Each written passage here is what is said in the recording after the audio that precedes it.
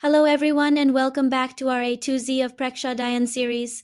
Today we're exploring the letter E, which stands for a truly profound concept, equanimity. In Hindi, we call it Samata. So what exactly is equanimity? Picture it as a state of perfect inner balance. It's the ability to remain calm and centered, whether you're experiencing pleasure or pain, riding the high of success, or facing the low of failure. It's like being the calm eye of a storm, undisturbed by the chaos swirling around you. In Jain philosophy, and of course, in Prekshadian, achieving samatha is a central goal. It's considered one of the highest virtues. But why is it so important? Well, let's look at how our minds typically work. Most of the time, our mind reacts in one of two ways. When we encounter something pleasant, we get attached to it, we crave more of it, and we're afraid of losing it. On the other hand, when we face something unpleasant, we feel aversion, we push it away, we resist it, and we suffer. Because of it, think about it.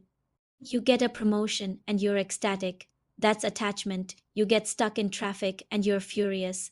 That's aversion. These constant reactions, these emotional ups and downs, are what disturb our inner peace and keep us on a perpetual roller coaster.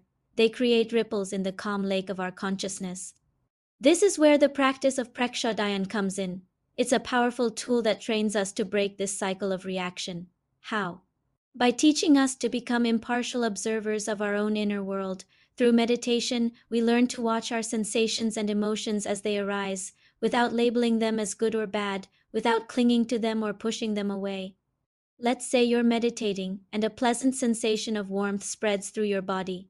The untrained mind might think, "Oh, this is nice. I want this to last forever." That's attachment, or perhaps an itch appears on your nose. The untrained mind might react with, "Ugh, this is so annoying. I need to scratch it right now." That's aversion. With Prekshadayan, we change the script. When a sensation arises, we simply observe it with full awareness. We acknowledge it. There is a sensation of warmth. We don't grasp at it. We just watch. When the sensation changes or fades away, we observe that too. Now the warmth is gone. When the itch appears, we observe it with the same detached curiosity. There is an itching sensation. We notice its intensity, its location, its texture, without reacting. By doing this, we begin to understand a fundamental truth on a very deep, experiential level. Everything is impermanent, nothing lasts. Every sensation, every thought, every emotion arises, stays for a while, and then passes away, just like clouds drifting across the sky. As we continue this practice of pure observation, something magical begins to happen. The old habitual patterns of reacting with attachment and aversion start to weaken. The mind learns that it doesn't have to be tossed around by every wave of experience. It discovers that it can remain steady, centered, and calm, regardless of what's happening. This profound steadiness, this unshakable inner balance, is equanimity.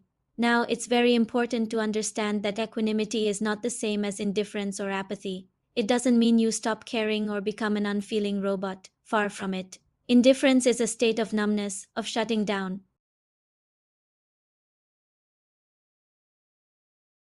It's seeing things exactly as they are, without the distorting filters of our likes and dislikes.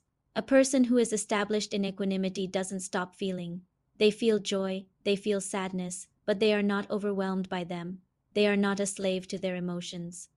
Because they have this inner stability, they can respond to life situations wisely and compassionately. Instead of reacting blindly and impulsively, they can make better decisions because their judgment isn't clouded by emotional turmoil. Imagine a doctor in an emergency room. They need to be compassionate towards their patient, but they also need to remain calm and clear-headed to perform the necessary procedures. If they were overwhelmed by panic or despair, they wouldn't be able to help. That's a great example of equanimity in action, engaged, caring, yet stable. As we cultivate equanimity through our Prekshadayan practice, we start to see incredible benefits in our daily lives. Emotional conflicts begin to reduce. We find ourselves less bothered by minor annoyances and more resilient in the face of major challenges. And inner harmony begins to grow, bringing a sense of deep peace and contentment. And naturally, as the mind becomes more stable and less distracted, our meditation practice itself becomes much deeper and more profound.